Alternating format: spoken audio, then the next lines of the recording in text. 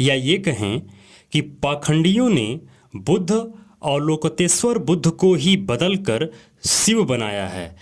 और जबकि शिव जो सेंटेंस है, शिव जो शब्द है, यह भी बुद्ध का ही है। तो इस वीडियो में अंत तक बने रहिए, हम आपको पूरी जानकारी देंगे, तथ्यों के साथ, तर्कों के साथ और सबूतों के साथ। पूरा वीडियो अंत तक देखिए और आप क्लियर जान जाएंगे कि किस प्रकार बुद्ध को शिव बनाया गया। शिव गुप्तकालीन देवता हैं और बोधिसत्व अवलोकितेश्वर ही शिव हैं। शिव प्राचीन देवता नहीं हैं बल्कि गुप्तकालीन देवता हैं। और 8वीं सदी में हुए आदि शंकराचार्य ने संपूर्ण भारत में गुप्तकालीन शिव को स्थापित किया है। उसने बोधिसत्व अवलोकितेश्वर को शिव के रूप में प्रस्तुत कर बौद्ध धर्म को निगल लिया। इसलिए शंकराचार्य को प्रच्छन्न बौद्ध कहते हैं। शंकराचार्य को प्रच्छन्न बौद्ध क्यों कहते हैं, ये तो सोचने वाली बात है ना। इस तरह शंकराचार्य प्रच्छन्न बौद्ध हैं और उनका शिव भी प्रच्छन्न बोधिसत्व अवलोकितेश्वर हैं। कुछ गधे यह कहते हैं कि सिंधु सभ्यता की मुद्रा पर शिव मिला है, लेकिन यह लोग जिसे शिव कहते हैं वह सिंधुकालीन आदि बुद्ध हैं। जिस तरह तथागत बुद्ध की बोधि प्राप्ति के समय मार सेना विभिन्न प्राणियों के रूप में हमला करती हुई बौद्ध शिल्पों में दिखाया जाता है, जैसा कि आप फोटोग्राफ में देख रहे हैं, उसी तरह सिंधुकालीन मुद्राओं पर यदि बुद्ध की बोधि प्राप्ति में विभिन्न प्राणी हमला करते हुए दिखाया गया है, इसलिए वह सिंधुकालीन योगी की मुद्रा पशुपति शिव नहीं बल्कि पशुपालक आदि बुद्ध की है। शक और कुषाणों ने बोधिसत्व अवलोकितेश्वर और बोधिसत्व वज्रपाणि को अपनी मुद्रा पर त्रिरत्न प्रतीक के साथ अंकित किया। ब्राह्मणी इतिहासकार उन्हें शिव बताते हैं और बहुजनों को बेवकूफ़ बनाते हैं। सम्राट अशोक के समय शिव, विष्णु, राम, दुर्गा जैसी काल्पनिक ब्राह्मणवादी देवी देवताओं का दूर दूर तक कहीं कोई नामो निशान नहीं था। जब सम्राट अशोक थे तो यह देवी देवता का नाम था ही नहीं, ना ही कोई इन्हें जानता था और ना ही पहचानता था। जब थे ही नहीं तो न जानेगा न पहचाने का सवाल ही नहीं पैदा होता है। यह सभी देवी देवताओं का जन्म गुप्तकालीन है या गुप्त काल में ही बुद्ध धर्म के सभी अवलोकितेश्वर बुद्ध और बुद्ध की मूर्तियों को बदलकर ही इन सभी देवी देवताओं का निर्माण हुआ है। आगे बढ़ने से पहले मैं परिचित करा दूं, सेहॉक इंडस्ट्री या सेहॉक नाम की जो कंपनी है, यह बौद्धिस्ट लोगों की कंपनी है। यह कंपनी जो भी प्रॉफिट कमाती है उसका 50% बुद्धिज्म के विकास के लिए खर्च कर देती है। तो मेरे मित्रों, आपसे निवेदन है कि सेहॉक कंपनी से जो भी आपको फैसिलिटी मिले या जो भी आप खरीदना चाहें, जो यह कंपनी लॉन्च करती है या सुविधाएं देती है, आप इस कंपनी के प्रोडक्ट को ज़रूर खरीदें। जो ये सुविधाएं देती है ये कंपनी, इस कंपनी की सुविधाएं जरूर लें। जो पैसा आप अन्य जगहों पे खर्च कर रहे हैं वो पैसा आप सेहॉक में ही खर्च करें, जिससे वह पैसा आपके हित के लिए पुनः खर्च हो जाएगा। सेहॉक के बारे में और अधिक जानने के लिए आप इसकी जो वेबसाइट है sehawk.com, sehawk.com पे आप जाइए और सेहॉक की विस्तृत जानकारी आपको मिल जाएगी कि सेहॉक किन किन विषयों पे अपने प्रोडक्ट लाती है और कौन कौन सी सुविधाएं देती है। बुद्ध की पहचान खत्म करने के लिए ब्राह्मणों ने बुद्ध को शिव बनाया। भारत देश में जितनी भी प्राचीन शिव मूर्ति है वह सभी की सभी बुद्ध की मूर्ति है। बुद्ध ही सत्य है, बुद्ध ही शिव है, बुद्ध ही सुंदर है।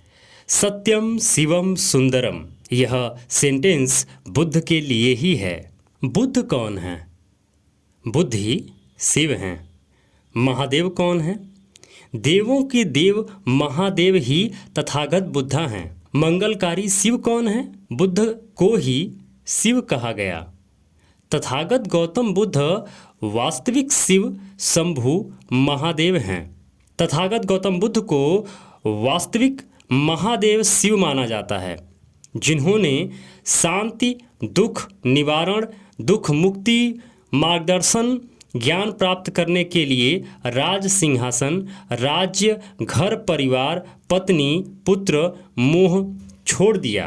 त्याग, तपस्या, साधना, सिद्धि से ज्ञान ज्योति प्रकाश प्राप्त किया। लोक कल्याण के लिए जीवन भर प्रेम, दया, करुणा, सर्वमंगल और दुख निवारण हेतु उपदेश दिया। सील, सदाचार, ध्यान, संकल्प, ज्ञान, प्रकाश और मन वचन कर्म साधना सिद्धि से बहुजन हिताय, बहुजन सुखाय, धर्म चक्र प्रवर्तन का मार्गदर्शन किया था। गौतम बुद्ध ने अकाल आदि अनादि अनंत शिक्षा उपदेश दिया कि अत दीप भवः, अपना दीपक प्रकाश स्वयं बनो। स्वयं सील, ध्यान, ज्ञान से अपने आप दीपक बनो। दूसरे लोगों के लिए सील, ध्यान, ज्ञान का आदर्श प्रकाश स्तंभ मार्गदर्शक बनो।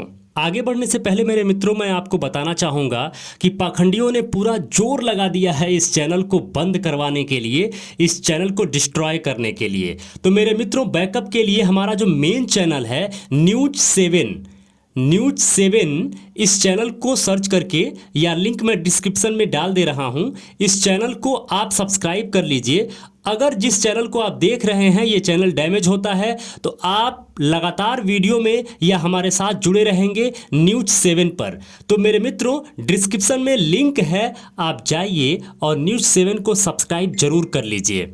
उस पर भी इसी तरह के वीडियोज आपके लिए आते रहते हैं। तथागत बुद्ध ही पशुपतिनाथ शिव हैं। देखिए, बुद्ध को ही पशुपतिनाथ शिव कहते हैं। काठमांडू में बुद्ध की मूर्ति को बकायदा पशुपतिनाथ शिव कहा जाता है।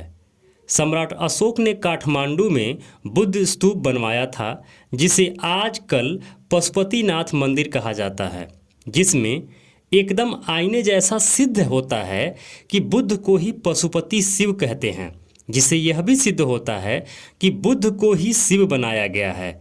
जहाँ जहाँ शिव की प्राचीन मूर्तियाँ हैं, आप ये समझिए कि वह सभी बुद्धिज्म की हैं, और बुद्ध या अवलोकितेश्वर बुद्ध की मूर्तियों को ही बदल कर रूपांतरित करके शिव बनाया गया। तो समझने वाली बात यह है कि बुद्ध ही शिव हैं। अब यहाँ देखिए, जटाधारी बोधिसत्व को ही गुप्तोत्तर काल में शिव तथा महादेव कहा जाने लगा। जो जटाधारी शिव हैं या जटाधारी बुद्ध हैं, उनको ही गुप्त काल में या गुप्त काल से शिव कहा जाने लगा। शिव तथा महादेव के नाम से बोधिसत्व संकल्पना को इतिहास में जो ब्राह्मणीकरण हुआ है उसको समझना पड़ेगा ना। शिव मतलब मंगलकारी या कल्याणकारी देवता। बोधिसत्व सभी जीवों के कल्याण के लिए अपना संपूर्ण जीवन लगा देता है, इसलिए कल्याणकारी बोधिसत्व को ही शिव कहा जाता था।